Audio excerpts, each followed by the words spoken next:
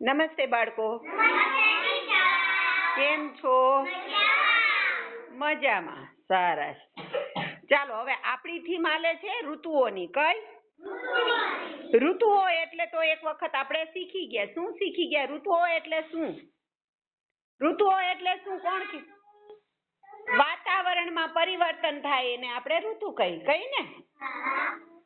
પછી પરિવર્તન એટલે કેવી રીતે? જેમ કે અત્યારે કેવી ઋતુ હાલે છે? કોણ કે છે?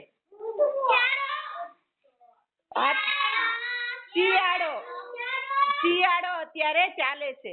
સમજાય છે? વર્ષની ઋતુ કેટલી હોય? 3. સરસ. પછી અત્યારે શિયાળો ચાલે છે તો આપણે શિયાળામાં કેવા કપડાં પહેરીએ?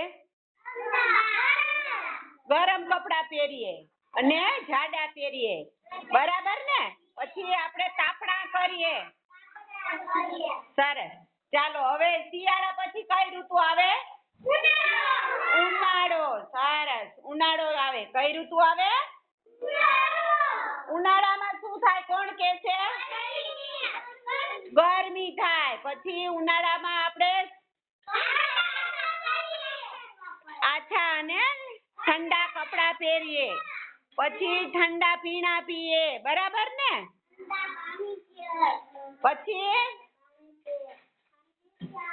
ઠંડુ વાતાવરણ હોય ત્યાં રહેવાનું પસંદ કરીએ. બરાબર ને? પછી આપણે દિવસમાં રોજ નાવાનું મન થાય. ગરમી પડે પંખા વિના ના રહીએ નહીં. સાચું ખોટું? સરસ. હાલો પછી ઉનાળા પછી કઈ ઋતુ આવશે? ચોમાસું. શાબાશ. ચોમાસું આવશે. કઈ ઋતુ આવશે? તો ચોમાસામાં શું થાય? કોણ કે છે? વરસાદ આવે. વરસાદ આવે. સરસ. વરસાદમાં નાહવાની કોને મજા આવે? તમને બધાને મજા આવે. હા. પછી વરસાદમાં બીજા કોણ નીકળે? ડ્રાઉં કરતા કોણ આવે?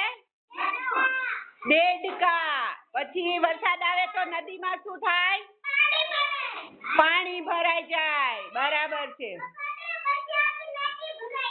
આખી નદી ભરાઈ જાય. પછી વરસાદ આવે તો રાજી કોણ થાય? ખેડૂતો. વરસાદ આવવાનો થાય તો વાતાવરણમાં શું થાય?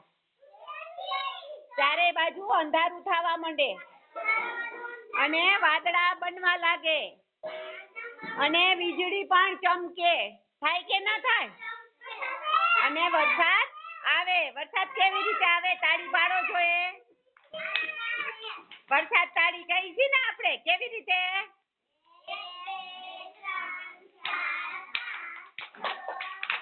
પછી વરસાદ ધીરો થાય ત્યારે ધીમે ધીમે. સરસ. ચાલો હવે